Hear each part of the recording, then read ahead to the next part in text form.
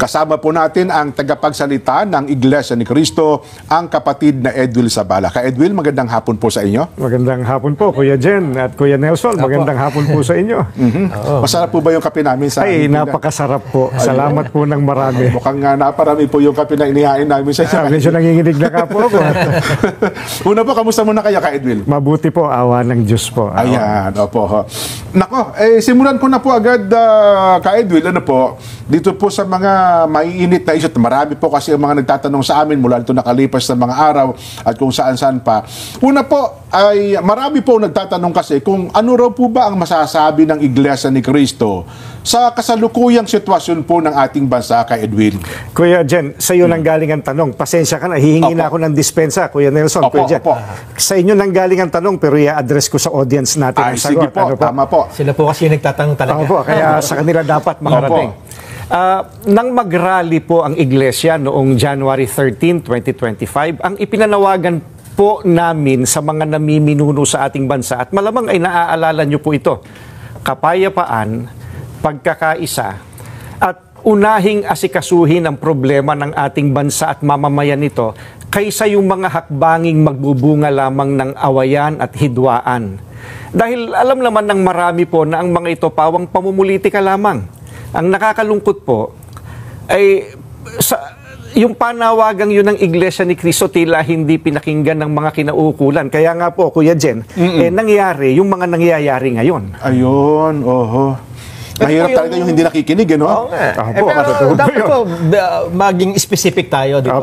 Dahil baka hulaan nila kung ang dami kasi nangyayari ngayon. Ano po yung tinutukoy nyo dito na mga pangyayari ngayon? Yun. Again, Kuya Nelson, ano po? Sa inyo nang galing ang tanong, ibabato ko ang sagot sa audience, no? Hindi naman po natin may tatatwa ng sino man. Matindi ang pagkakabahabahagi ngayon ng mga nasa gobyerno hanggang sa ating mga mamamayan. Hindi lamang tayong mga Pilipino ang nakakaalam na hindi tayo nagkakaisa. Ang nakakalungkot, maging ang mga taga-ibang bansang nagmamasid sa kaganapan po rito ngayon sa Pilipinas, alam na alam nila, hindi nagkakaisa. Magulo. Malamang po, maging ang mga kapatid natin sa ibang bansa, ganyan din po sentimiento. Ka Edwin, ano po? Sila po na nakakakita sa atin. May kanya-kanya silang opinion po. Nako, mabuti po, nabanggit niyo po yan, Ka Edwin, ano ha? Ngayon po, ano po ba ang posisyon ng Iglesia ni Cristo sa usapin tungkol po sa dating Pangulong Rodrigo Duterte? Ayan po, we come to the crux of the matter. Yes po, opo. Para po sa mga kababayan po natin, ang posisyon po ng Iglesia ni Cristo ay ito. Kung ano ang tama at kung ano ang nasa mga batas natin, yun sana ang dapat pairalin. Huwag po itong pilipitin para umayon sa nais ng sinuman. Hindi po sumasang-ayon ang Iglesia sa anumang hakbangin na hindi naaayon sa mga batas ng ating bansa. Sapagkat ang batas po ang salalayang nagpapanatili ng kaayusan sa ating bansa. Kapag ang batas ay binaliwala, ay nagbubunga ito ng kaguluhan, hidwaan at kawalang hustisya. Alam niyo po iyan.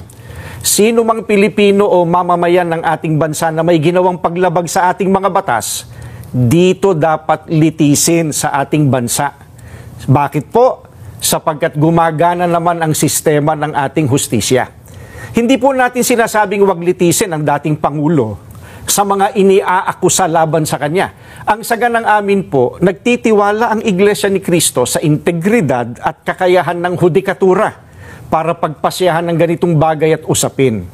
Ang mga hukom natin ay may kakayahan po na gampanan ang kanilang tungkulin, na ipataw ang tamang hustisya at pairali ng katarungan sa lahat ng sandali. Kaya, hindi natin dapat isuko ang soberenya ng ating bansa sa iba. Yan po ang posisyon natin.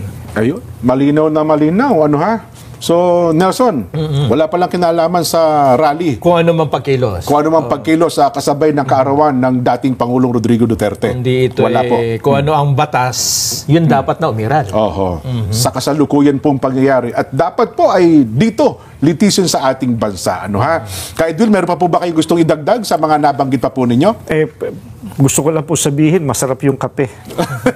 Huwag mo kayong madadala na Opo. imbitahan uli kami at makapagkape po rito kasama ninyo. Ayun. Maraming salamat po sa inyo sa pagkakataong ito. Ayan, maraming pong salamat ka Edwin, ang tagapagsalita po ng Iglesia ni Cristo. Bagamat may mga natuwa dun sa hearing kahapon dyan sa Senado, meron din namang hindi na siyahan, di ba?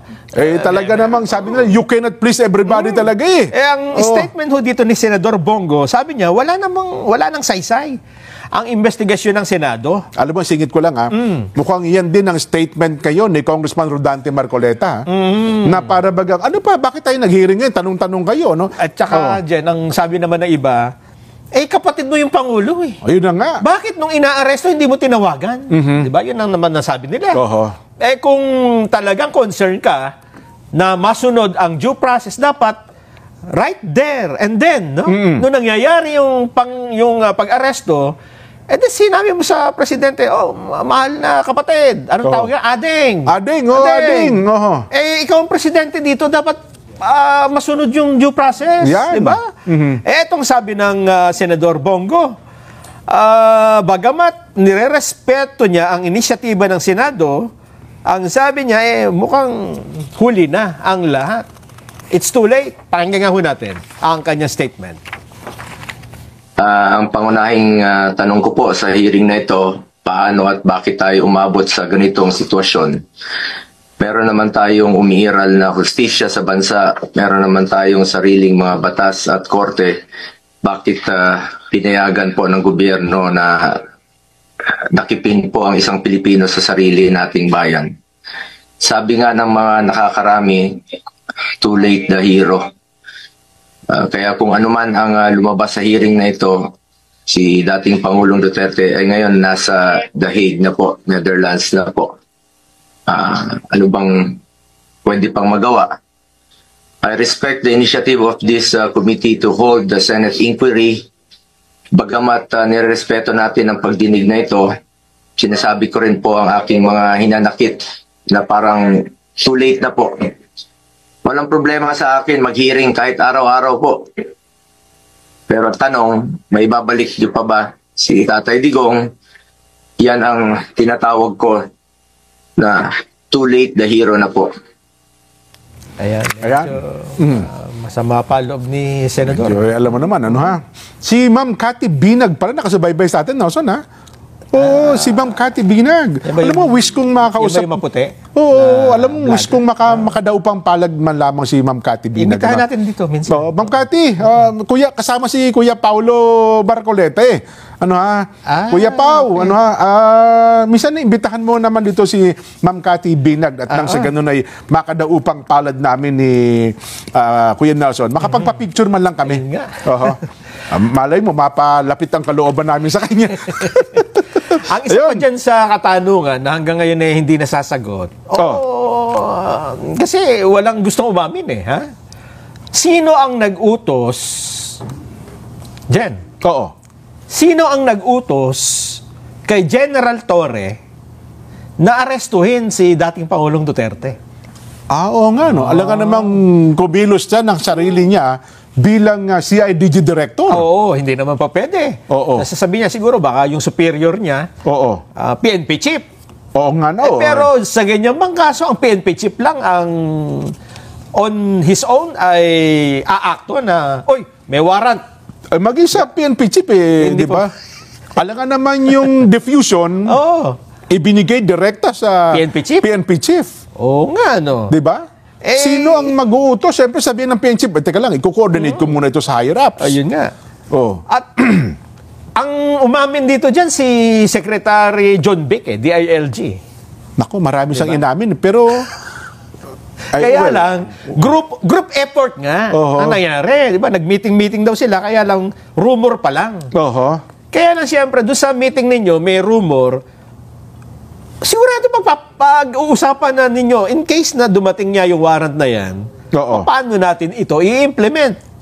Kasi kung hindi nyo pinag-usapan kung paano ito i-implement, saan nakuha yung ito dadalhin sa Villamor? Oo. Dito nyo ganituhin. Isakay nyo sa ganito. Alam nga namang bigla nang nagsulputan yun at biglang dumating yung mga pulis doon. Pinag-usapan lang daw nila yan, alas 3 na madaling araw, nung matanggap nila yung diffusion. Oo. Alas 3 na madaling araw. Kasi di ba alas 3 na madaling araw? Yun ang alam mo naman tayo, ayaw nating saro na sariling kwento. Yun ang kanilang kwento eh. Kaya nga, di ba? kaya yun ang... At sino ang nagsabi na wag nyo na yang dalhin sa korte? Isakay nyo na kaagad dyan ngayong Diretso gabi. na. Kasi wala namang magbibigay ng order na gano'n dyan na... Hindi ba? Kasi ang pag-aresto, pwede naman niyang dalhin kinabukasan pa eh. Totoo. Di ba? O kaya pagbigyan mo ng makauwi ng bahay kung saan man. Sino ang, kasi mayroong mula doon sa tube, di ba? Mula pala sa tube ng airport, pagbaba, galing airport. Sinalubong na. Sinalubong na. Paglabas, sabi niya, pumunta tayo doon sa 205th, 220, basta, doon sa Villamor Air Base. Oo. At doon na po naganap ang mga susumunod na. So, sino ang pinaka-arkitekto nung... Sinong nagdidikta? Yung grand plan, Oo, kung saan pupunta. Wala daw conspiracy, So, kung walang conspiracy, yung grand plan na lang. Ano talaga naging buong plano nun? Sino nagsabing, dalhin nyo yan sa Villamor Air Base? Oo. Hindi po pwede na ang nagsabing dalhin nyo yan sa Villamor Air Base ay walang kapangyarihan para pabuksan yung Villamor Air Base at doon dalhin, di ba? Ay, siyempre naman. Oo. At sino ang nagsabi kay General Torre na within that day ay dapat mailipad dyan sa... Maisakayan sa aeroplano yan. Kasi makikita mo naman sa video, eager na eager yung general no? Yes. Na kahit hilahin niya gagawin niya Parang nakasulat sa bato yung utos na sinunod ni General Torre. O yun nga. Oo. Bakit ngayon? Walang nagtataas na kamay. Ako po. Oo. Bakit?